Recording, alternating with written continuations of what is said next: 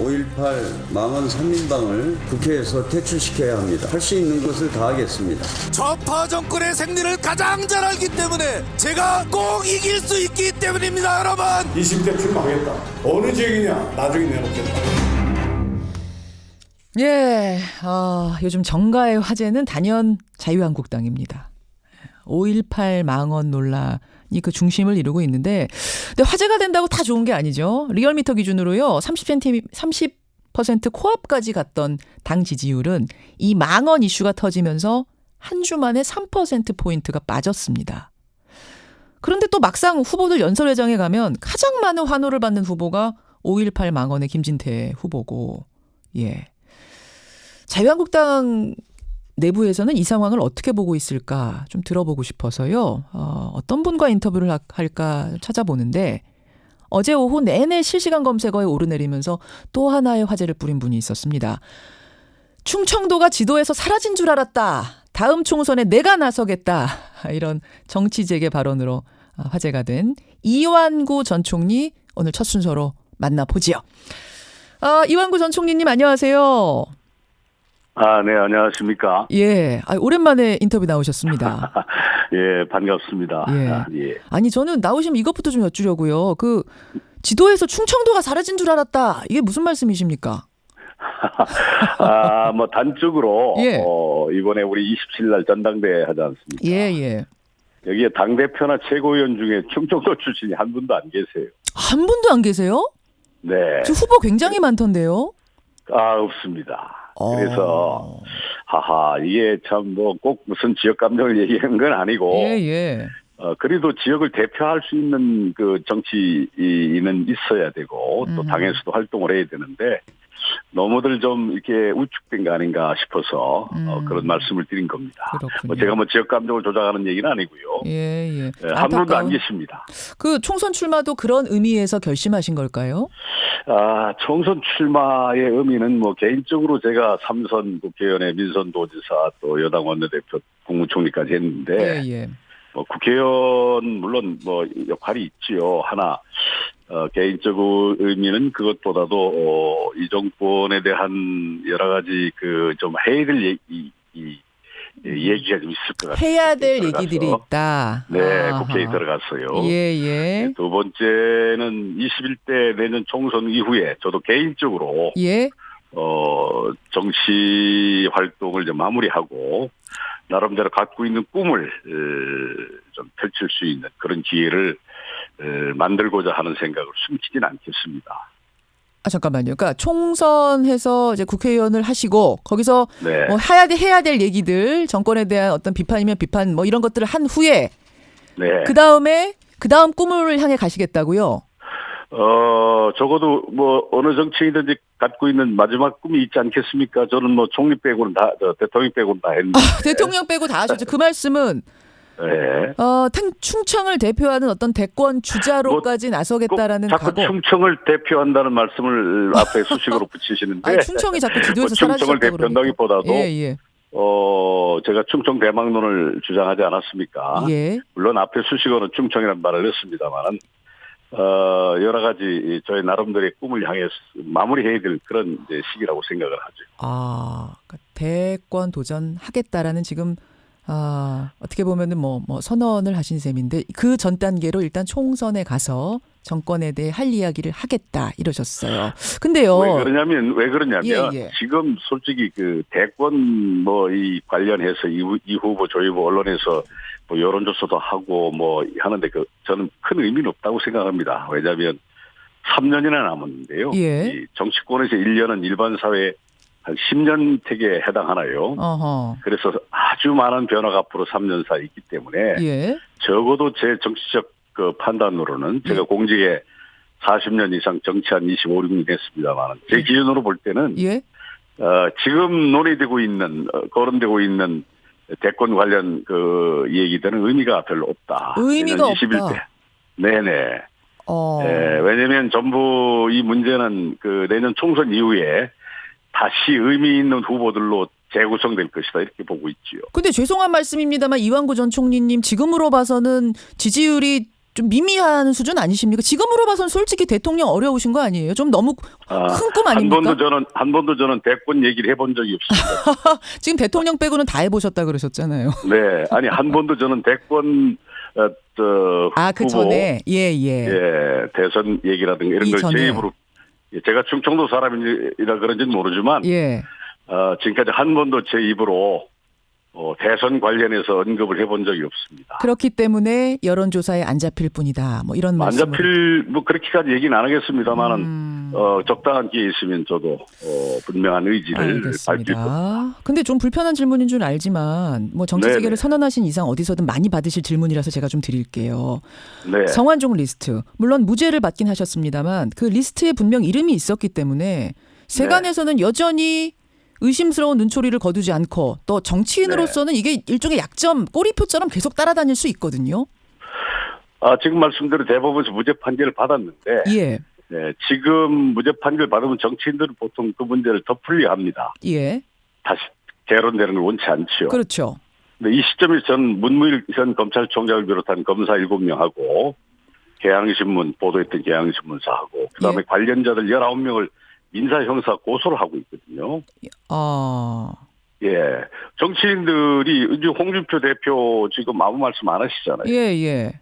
저는 지금 현 검찰총장을 비롯한 검사들, 그리고 언론사, 그다음에 관련자들 해서 19명을 민사 형사 전부 다 지금 소송 진행 중입니다. 예. 왜 그렇게 하겠습니까? 새로운 증거가 나와서 무죄가 뒤집힐 수도 있을 수 있지 않습니까? 알겠습니다. 예, 그거는 그만큼 확신과 그런 일이 없기 때문에 정치인들 되게 덥습니다. 다시 재론을 원치는 않죠. 그러나 지금 저는 활발하게 지금도 공개적으로 문무일 검찰총장을 반드시 형사 측에 묻겠다고 지금 주장하는 거 아니겠습니까? 알겠습니다. 예, 그런 의미에서 총선 출마 정치 재개 선언한 것이다. 이완구 전 총리 여러분 만나고 계십니다.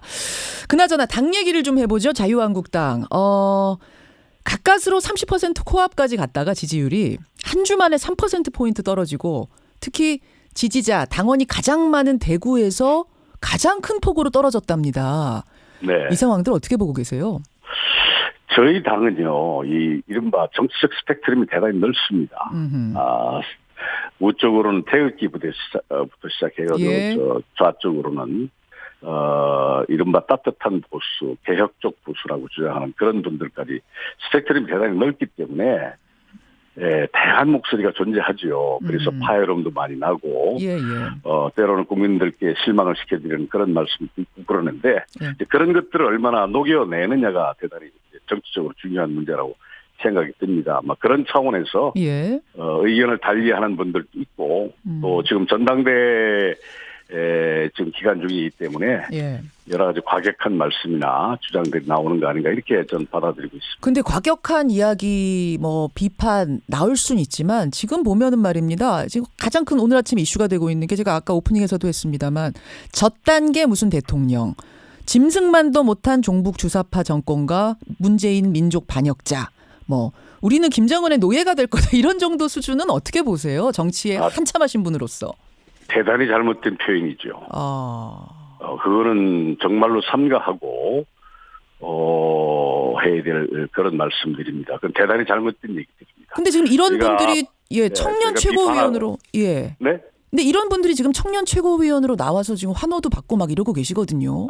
그거는 뭐 전당대회 기간이니까 일시적으로 그런 일이 있을 수는 있습니다만은 뭐 그런 현상을 우리가 목도하고 있습니다만은 뭐 사실이라다면 그건 대단히 잘못된 표현이고 그런 일은 없어야 됩니다. 그럼 뭐 단호하게 저는 말씀드립니다.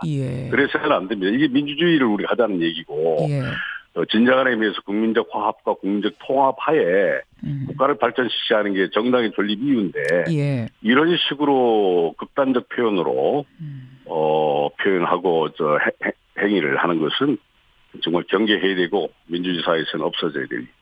일종의 이것도 해당 행위라고 보세요. 장기적으로 봤을 땐 당에 득이 안 된다고 보십니까? 아니 뭐 당의 해당 정도가 아니라 이거는 뭐 기본적으로 민주주의 기본적 질서에 위배되는 행위니까요. 그런 행위는 있어서는 안 됩니다. 뭐 정당 차원의 단계에서 논의할 정도가 아니고 민주주의 기본 질서를 무너뜨리는 행위들은 해서는 안 됩니다. 이 정도 발언하면 그럼 뭐 정당 차원의 문제가 아니다 하시면은 이거는 당 징계윤리위원회 뭐 이런 데까지도 회부해야 될 사안이라고 보세요? 뭐 글쎄 뭐 징계위원회 뭐 회부가 중앙당에서 결정을 하겠습니다만 징계의 차원이 문제가 아니라고 제가 말씀드렸습니다. 이거는 예. 정당의 차원이 문제가 아니고 예. 저희는 자유민주 체제에서 지금 살고 있지 않습니까? 예, 예. 자유민주 체제 민주 기본 질서라는 것은 국민의 기본권, 표현, 사상의 자유 이런 것들이 있긴 합니다만은 예. 이런 식으로까지 이 극단적 표현을 하는 것은 결코 바람직스럽지 않다. 알겠습니다. 민주 시민으로서도 바람직스럽지 않고 우리 당으로서도 결코 도움이 되는 표현 발언들이 아니다 이렇게 얘기합니다. 제가 지금 뭐 당 징계 그러니까 윤리위원회를 이야기 드린 이유는 이분이 국회의원은 아니기 때문에 뭐 국회 차원에서 어떻게 할 수 있는 방법은 없기 때문에 당에서는 어떻게 생각하시는가를 여쭈려고 윤리위원회 네. 얘기를 드린 겁니다만 네. 5.18 망언 이거보다 더 큰 네. 이슈가 됐던 이 5.18 망언 같은 경우는 당 윤리위에 올렸습니다. 3명의 그 의원들 이종명, 네. 김진태, 김술래. 그런데 이종명 의원은 제명이지만 나머지 두 의원은 전당대회 이후로 왜냐하면 이분들이 출마했기 때문에 전당대회 이후로 유예를 했거든요. 어떻게 생각하세요? 네, 말씀하시죠. 예, 그 부분에 대해서는 어떻게 보십니까? 당의 처분에 대해서. 그거는 뭐 당원 단규라든가 예. 지금 말씀대로 전당대회 중이기 때문에 전대의 어떤 공정성이라든가 이런 걸 훼손치 않기 위해서 김병준 위원장이 그런 결정을 내린 것 같고 당에서 그런 결정을 내린 것 같은데 예. 전당대회 아마 이후에 이 문제는 좀 냉정하고 중립적으로 상당히 심각하게 논의가 될 것으로 예상이 되네요. 또 논의가 돼야 될 걸로 생각이 됩니다. 5.18 망언에 대해서 있어서는 안 되는 발언이라고 어제 말씀을 하셨더라고요. 굉장히 단호하게 이완구 전 총리 말씀을 하셨던데 네. 그렇다면 이 부분 개인적으로는 이게 제명까지 당 제명할 문제라고 보십니까? 글쎄요. 그 징계 수위에 대해서는 제가 뭐라고 말씀드리긴 좀 하던데. 개인 의견.